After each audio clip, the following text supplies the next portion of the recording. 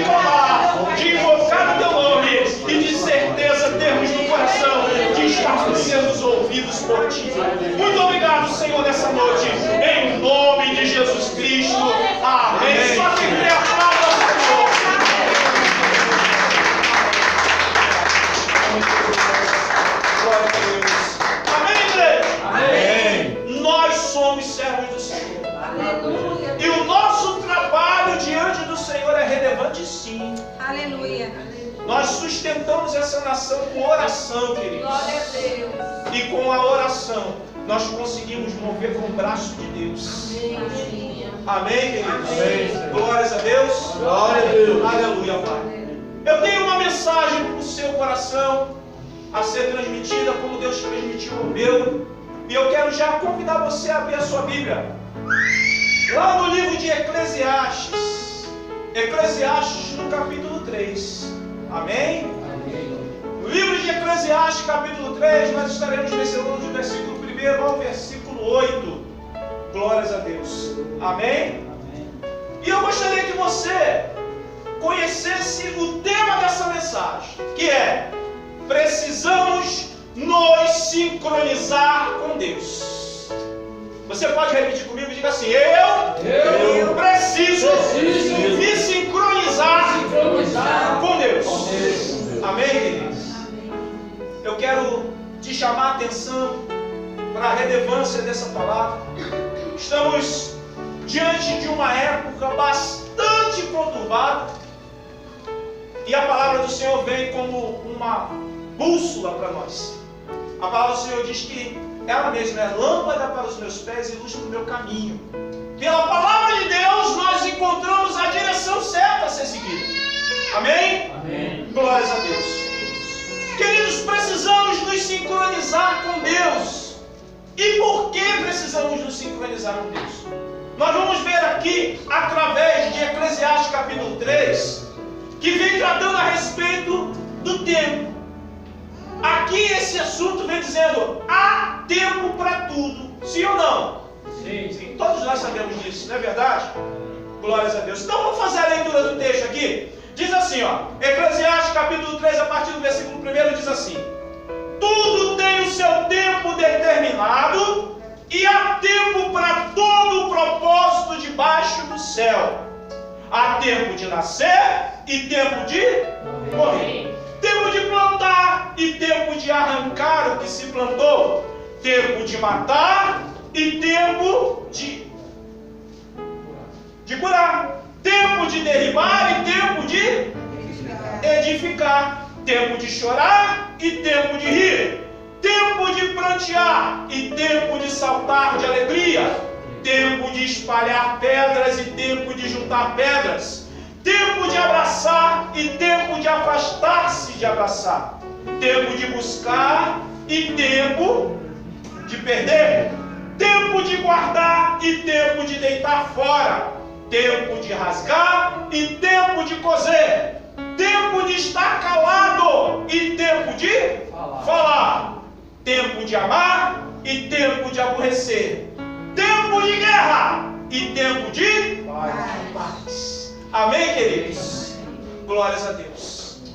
Pode estar o Brasil até vivendo tempo de guerra, mas a palavra do Senhor diz que também haverá tempo de diga paz. Diga, nós queremos viver um Brasil de paz. Amém, queridos? Queridos, o tema dessa mensagem é que nós precisamos nos sincronizar com Deus. A palavra de Eclesiastes diz que há tempo para tudo, e nós sabemos disso. A questão está aqui. O Brasil, na maioria dos casos, está fora do tempo. E eu quero explicar essa situação para você, para que nós possamos nos contextualizar e entender o que acontece quando nós estamos fora do tempo. Porque quando estamos fora do tempo, queridos, nós sofremos. E eu quero que você entenda isso, mas preste bem atenção no que nós vamos estar abordando nessa noite. Precisamos nos sincronizar com Deus. Por quê? Porque o tempo que nós estamos vivendo, na maioria dos casos, está fora do tempo de Deus. Eu quero dar alguns exemplos para isso. Por exemplo, um aluno em sala de aula é para estar com um smartphone, sim ou não? Não. Mas estão? Não. E na maioria dos casos dado pelos pais, sim ou não? Sim. Entende que um aluno em sala de aula é para estudar e não é para estar com um smartphone? Isso quer dizer que o aluno está fora do porque ele está fazendo aquilo que não é para aquele momento. Você está entendendo essa palavra?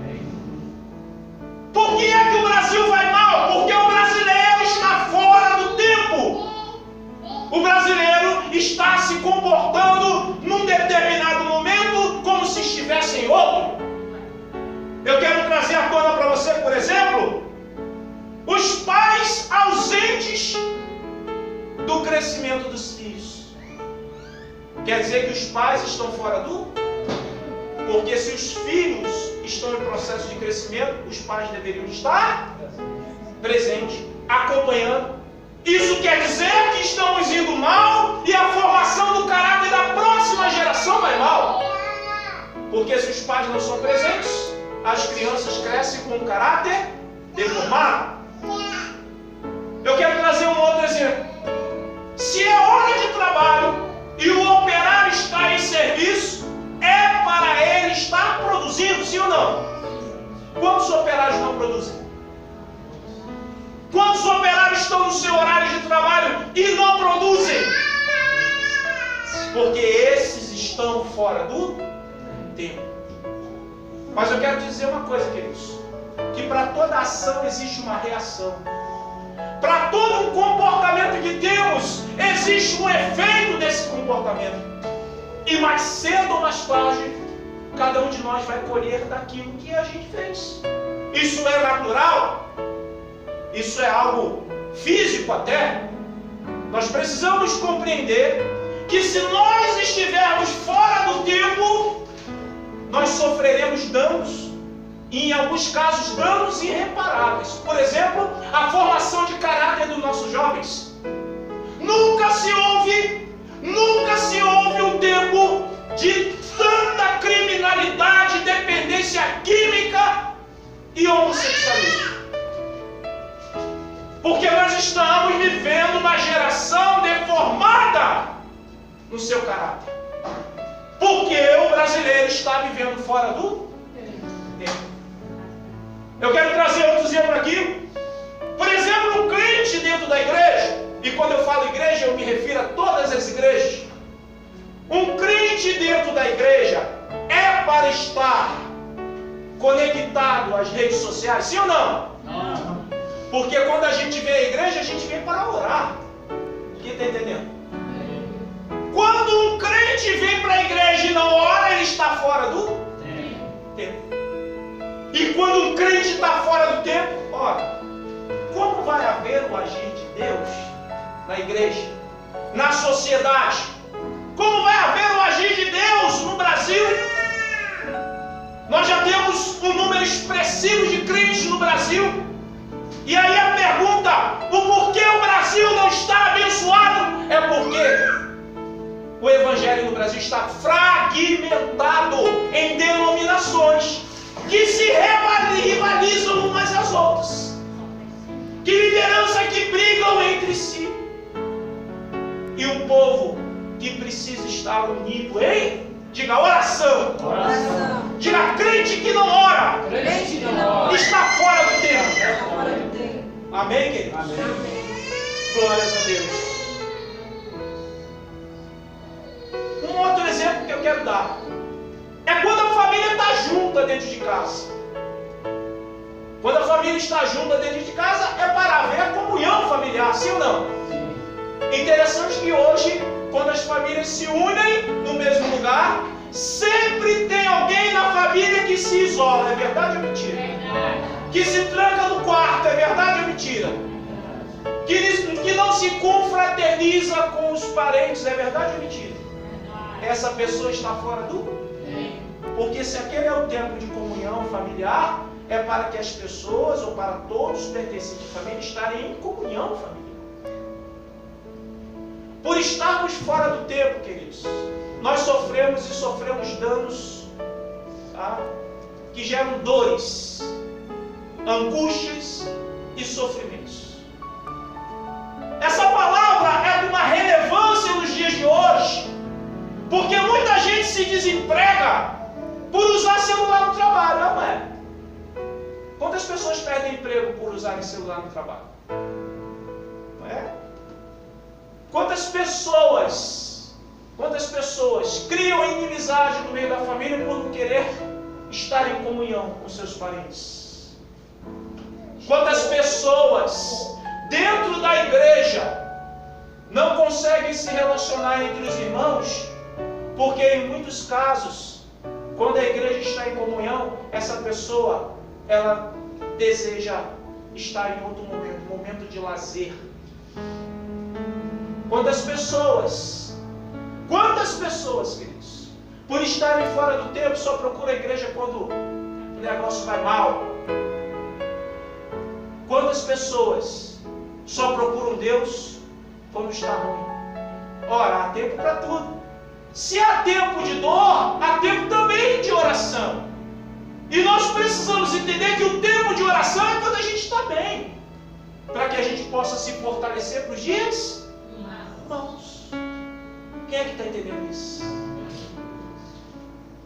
Hoje nós temos o privilégio de estarmos num país onde temos ainda liberdade de expressão.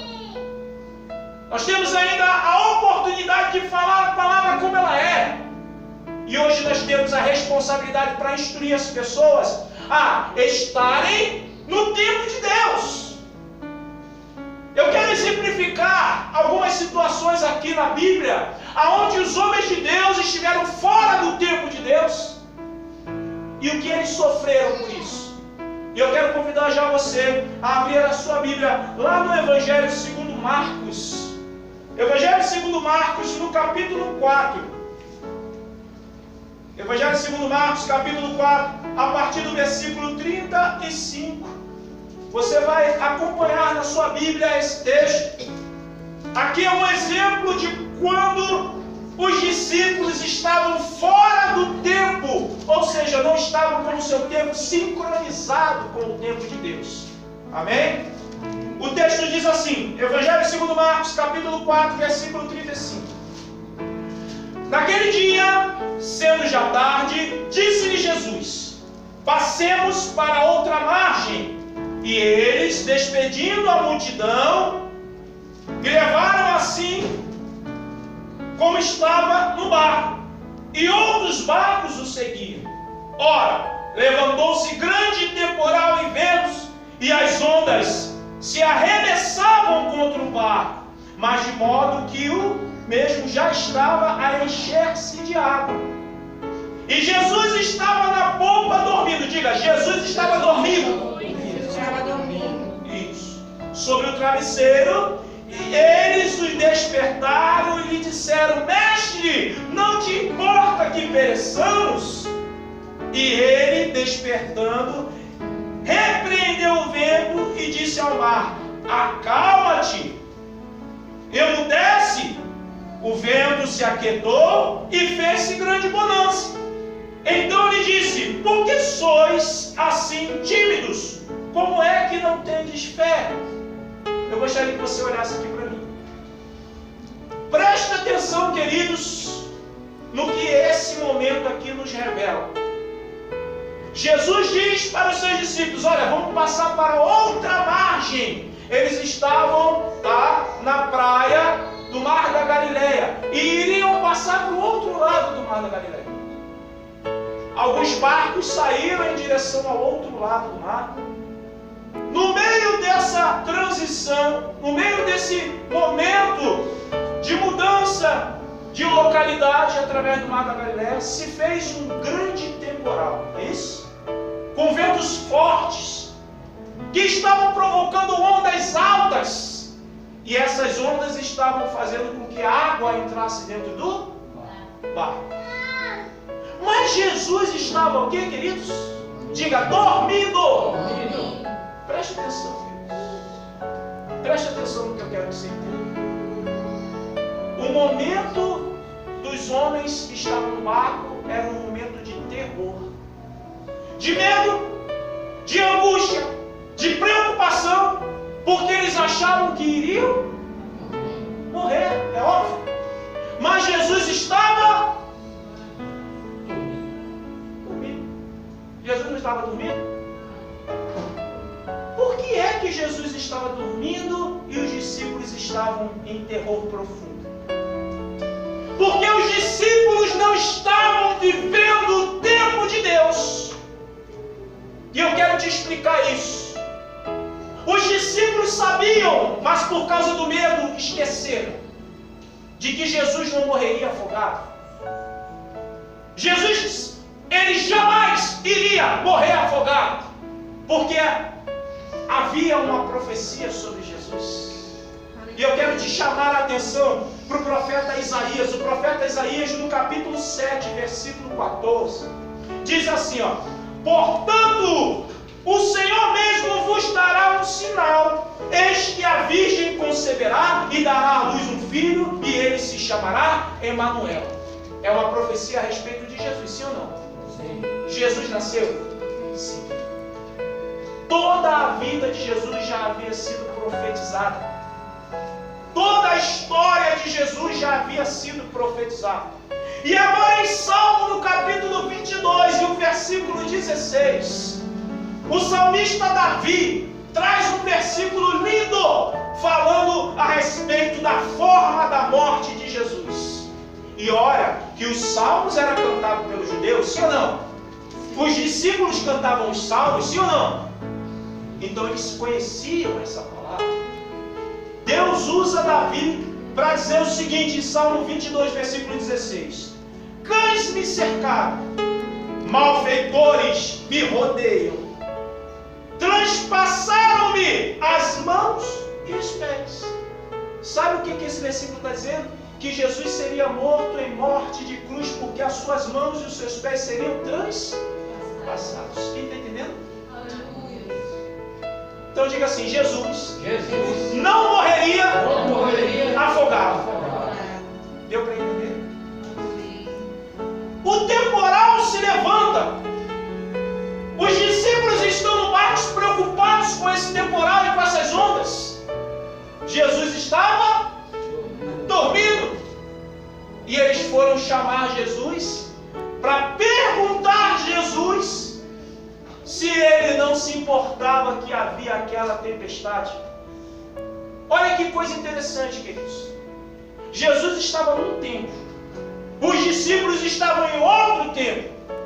Jesus estava sossegado, dormindo. Os discípulos estavam atormentados, apavorados, pensando que iam morrer. Agora os discípulos chamam Jesus e perguntam se Jesus não está preocupado com aquele temporal. Sabe o que eu entendo através dessa palavra dos discípulos? Os discípulos estão perguntando para Jesus: Jesus, tu estás fora do tempo? Porque pelo que parece a gente vai morrer. Quem está entendendo? Jesus estava dormindo, sossegado, porque aquele temporal não representava nada. Aquele temporal certamente não iria matar Jesus. E nem iria matar aqueles que estavam com Jesus. Quem está entendendo a palavra? Amém. Por isso que Jesus agora se levanta e diz para ele assim: por que sois tímidos? Quando Jesus pergunta por que sois tímidos, ele está querendo dizer: por um acaso você não conhece a palavra e as profecias? Por um acaso vocês não conhecem a forma que eu vou morrer? Por um acaso vocês não sabem para que eu vim? Porque todo judeu sabia da profecia, conhecia a profecia. Os discípulos estavam fora do tempo, porque aquela tempestade poderia ter sido facilmente repreendida por qualquer um deles. Bastava um deles levantar a mão e dizer o que Jesus disse. O que Jesus disse? Tempestade! Calma. Por isso que Jesus perguntou: por que sois tímidos? Quantas vezes o medo, queridos, por estarmos fora do tempo de Deus, nos alcança e tira de nós o conhecimento e a maturidade de Deus na nossa vida? Quando nós estamos fora do tempo, nós nos apavoramos. Quando estamos fora do tempo, ficamos sem respostas. Quando estamos fora do tempo, não compreendemos o agir de Deus. Nós precisamos sincronizar a nossa vida com o tempo do Senhor, para que nós saibamos em que momento nós estamos na prova e a gente não murmurar. Aleluia. Quando estamos fora do tempo, estamos na prova, nós murmuramos. Quando estamos fora do tempo, passando por um momento de dificuldade, nós blasfemamos. Mas quem está sincronizado com o tempo de Deus, ele passa na prova e passa na prova adorando, passa na prova orando, passa na prova buscando, porque ele sabe que a prova vai passar. Quando sincronizamos o nosso tempo com o tempo de Deus, queridos, o Espírito Santo de Deus nos ajuda a passar nos momentos difíceis. Quem está entendendo essa palavra? Os discípulos estavam desesperados porque eles estavam fora do tempo de Deus. Esses discípulos mesmo nos dão um outro exemplo, em um outro momento. E eu quero convidar você para a leitura que se encontra no Evangelho segundo Mateus, capítulo 26. Mateus, capítulo de número 26 e o versículo de número 23. Evangelho segundo Mateus, capítulo 26 e o versículo de número 23. Amém? Jesus Cristo certa vez disse para os seus discípulos assim, Mateus capítulo 26 e versículo 23. O que meter a mão comigo no prato, esse me trairá. Jesus está dizendo para os seus discípulos que ele iria ser, diga, traído. Ficou claro isso? Jesus adverte os seus discípulos que ele iria ser traído. E se ele iria ser traído, qual deveria de ser o comportamento dos discípulos? Diga, de atenção. Quem está entendendo? Porque ali seria um momento onde eles precisariam identificar o traidor. Jesus deu um sinal para se identificar o traidor. Ele diz, aquele que meter a mão no prato, comigo. Por que Jesus falou isso? Era para que os outros discípulos ficassem atentos. Diga, acordados. Diga, espertos. Diga, ligado. Quem está entendendo? Quantas vezes o Senhor fala conosco, queridos, nos advertindo sobre alguma coisa e a gente não fica ligado? A gente se distrai. Quantas vezes o Senhor fala para a gente poder ficar atento a alguma situação e a gente se esquece? Quantas vezes o Senhor nos adverte que vai vir uma situação que a gente precisa estar ligado e a gente se desliga? Porque muitas vezes nós estamos fora do tempo. Diga, eu preciso sincronizar o meu tempo com o tempo do Senhor. Amém? Amém. Queridos, nós precisamos estar ligados a isso. Porque o Senhor, o tempo todo, Ele cuida do seu povo. Para que nós não venhamos perecer, queridos. Deus, Ele participa da nossa vida com a gente. E às vezes a gente se descuida mesmo. Mas a gente tem que se descuidar bem rapidinho, voltar para o tempo de Deus, para que a gente não sofra. Amém? Amém? Então Deus adverte aos seus discípulos que haveria um traidor. Não é verdade? Eu chamo a atenção para vocês para o que acontece agora no capítulo 14. Aí de Marcos. No Evangelho de Marcos, capítulo 14. Evangelho segundo Marcos, capítulo 14, a partir do versículo 32. Evangelho de Marcos, capítulo 14, e o versículo de número 32. Amém? A palavra do Senhor diz assim: então foram a um lugar chamado Getsêmani. Ali chegando, disse Jesus aos seus discípulos: assentai-vos aqui enquanto eu vou orar.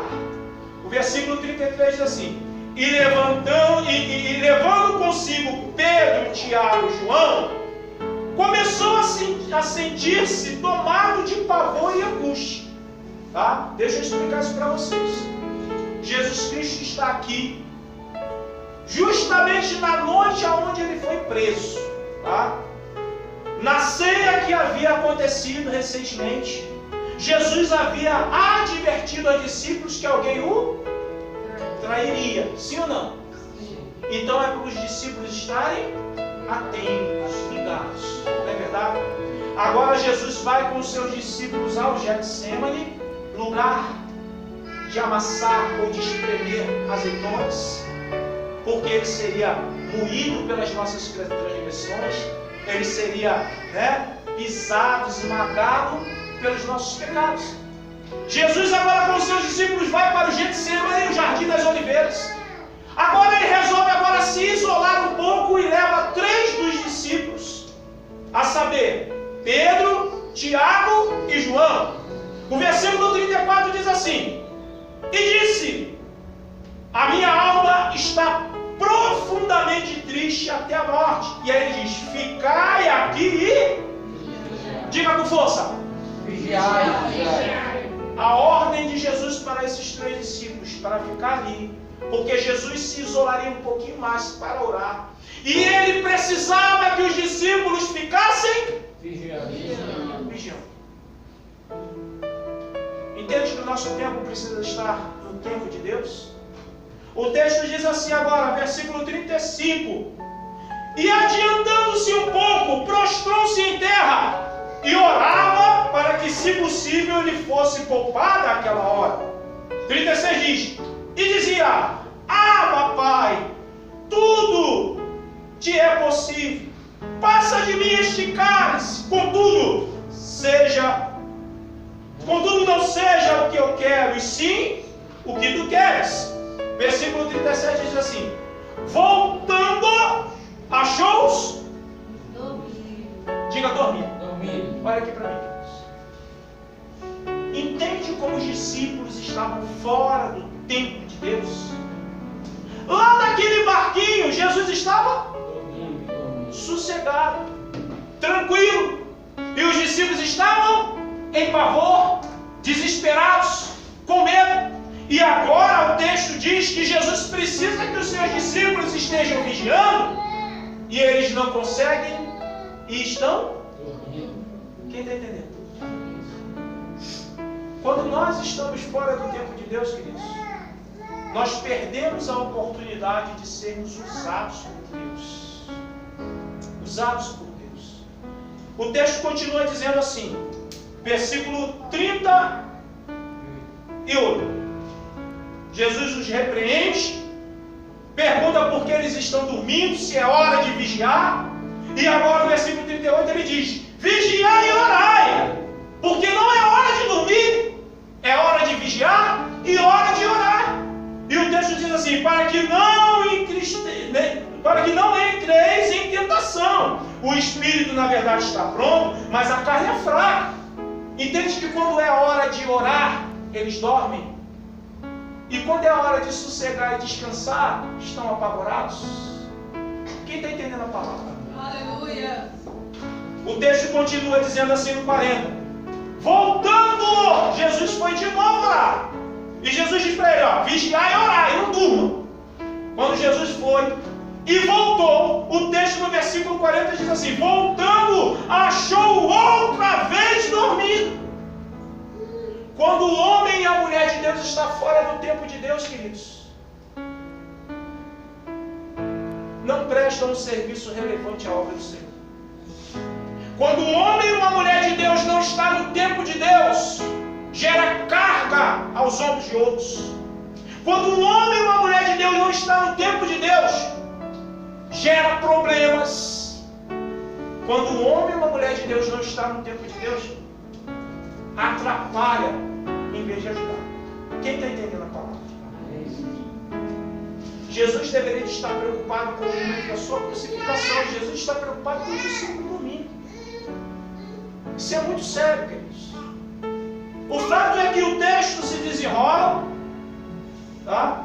O texto se desenrola, e o versículo 40 continua dizendo assim: porque os seus olhos estavam pesados e não sabiam o que lhes responder.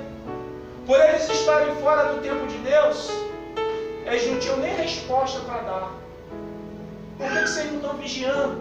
Por que vocês não estão orando? E eles não tinham resposta para dar porque eles estavam fora do tempo de Deus. Versículo 41 diz assim: e veio pela terceira vez. Olha só, Jesus foi lá, repreendeu-os a segunda vez, voltou para orar, e quando ele retorna, é o que diz o 41, e veio pela terceira vez e disse-lhe: ainda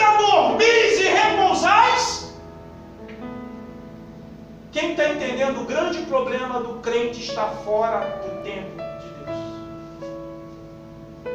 A hora de dormir é a hora de dormir, de sossego. O Espírito Santo nos revela isso. O Espírito Santo nos diz isso. Aí na hora do sossego, sabe onde o crente está? 3 horas da manhã, no WhatsApp, no Facebook. 3 horas da manhã, nas redes sociais, e não está orando. Porque poderia muito bem estar orando ou estar? Quem está entendendo a palavra? Porque na hora que a coisa fica ruim, aí é a hora que acha que tem que orar. Não, agora a coisa ficou ruim. Agora é a hora de vigiar. Quando nós saímos do tempo de Deus, queridos, a nossa vida fica toda enrolada, toda bagunçada. A nossa vida não entra no rumo. A nossa vida não se orienta. A nossa vida não entra dentro de um propósito. As pessoas ficam vivendo por viver.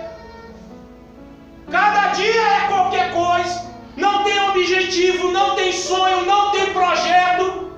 A vida simplesmente é qualquer coisa. O que der, deu. O que acontecer, aconteceu.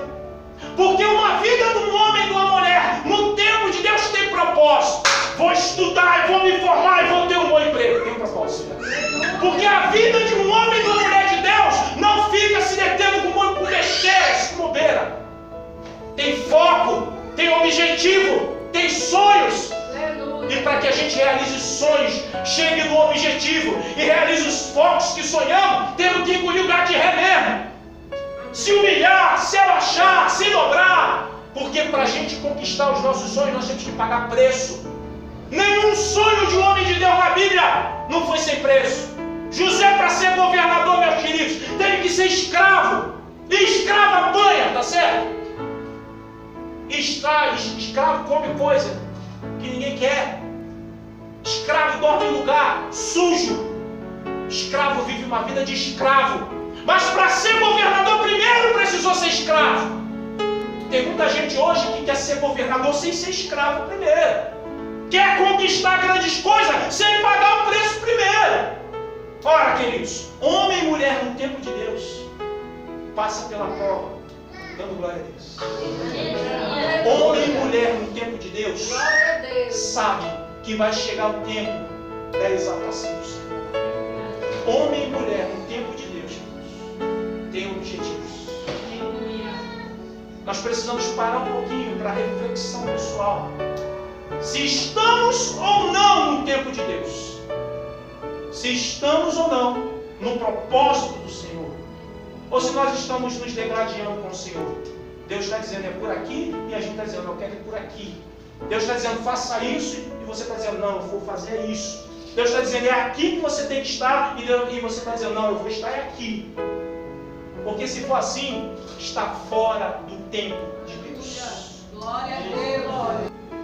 Jesus diz, levantai-vos, versículo 42, eis que o traidor se aproxima. Não é verdade? Sabe o que acontece nesse momento? Vem um traidor, que é um dos discípulos, todos nós sabemos quem é, com soldados romanos, porque ele havia se vendido por 30 moedas de prata, para denunciar quem era Jesus. Vem os soldados agora, e agora os discípulos se levantam, agora revoltados, levantam e puxando a espada para partir para cima dos soldados. Numa angústia profunda, numa preocupação, numa agonia, porque eles estavam fora do tempo de Deus. Aquele era o momento de Jesus ser preso, e nada impediria, porque já estava profetizado que Jesus morreria em morte de cruz. Quem está entendendo? No momento em que era para eles estarem sossegados lá no barco, ficaram angustiados.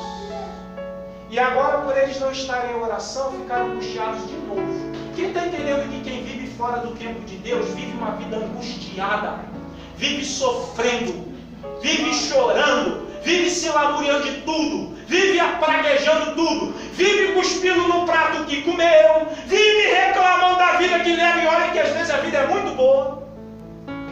Quando o crente, o homem de Deus, está fora do tempo de Deus,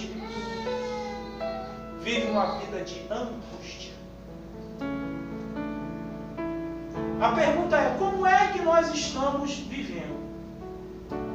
Qual é o momento que nós estamos vivendo hoje? A Bíblia revela. Em que momento nós estamos? Eclesiastes diz que há tempo para tudo. Os discípulos tiveram seus momentos. Hoje, tá? 2017, finalzinho do ano. Em que momento nós estamos? Essa resposta está na Bíblia, queridos. E está aqui em Marcos, capítulo 13. Só voltar aí um pouquinho, capítulo 13, versículos 35 e 36. Essa é a resposta para o nosso tempo. E o texto diz assim, Evangelho segundo Marcos, capítulo 13, e versículo 35 e 36, que diz: Vigiai, pois, porque não sabeis quando virá o dono da casa, se à tarde, se à meio-dia e à meia-noite, se ao cantar do galo, se pela manhã. Versículo 36 diz assim: para que, vindo ele inesperadamente, não vos ache o quê? Dormir. Diga com força: não vos ache o quê? Dormir. Diga: eu estou no tempo, de estar vigiando, e não dormir. Quem entendeu essa palavra? Glória a Deus. O que eu quero te dizer nessa noite, meu querido e minha querida, nós estamos vivendo no tempo de estarmos vigiando. Glória a Deus. Nós estamos no tempo de estarmos preocupados com a nossa vida espiritual. Estamos no tempo de estarmos preocupados em como estarmos agradando o Senhor. Então, é tempo de dormir? Não. É tempo de orar. Amém. Quem entendeu essa palavra, agora no Senhor?